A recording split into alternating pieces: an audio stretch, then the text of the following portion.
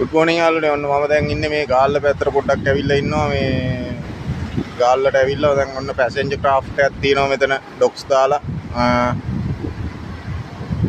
ඒක ඉතින් හේතුව නම් මම දන්නේ නැහැ. ඉතින් වෙනද නම් සාමාන්‍යයෙන් මම නම් දැකලා නැහැ. ඉතින් මෙච්චර මේ නැව් ප්‍රමාණයක් මුහුදේ පේන්න තියෙනවා. සාමාන්‍යයෙන් නැව් 10ක් 11ක් වගේ තියෙනවා මේ මුහුදාවට. අතන ගෑස් නැවකුත් තියෙනවා පේන්න. පේනවා ඉතින් පොඩ්ඩක් ඈතින් ඕන්න මේ පේන්නේ. ඒ පේන්නේ ගෑස් නැව. ඉතින් ගෑස් නැවක් තියෙන ඔක්කොම මම හිතන්නේ කොළඹ වරායට යන්න තමයි ඉන්නේ.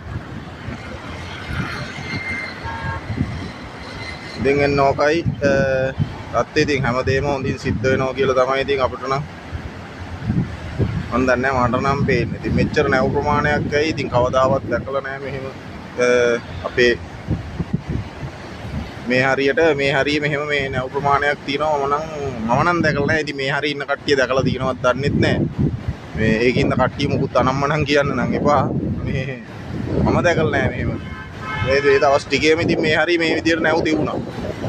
අපිට ලංකාවට අවුරුදු වරන් ඇවිල්ලත් දන්නෙත් නැහැ. සමහර විට. හරි. එහෙනම් අපි ඉබ්බා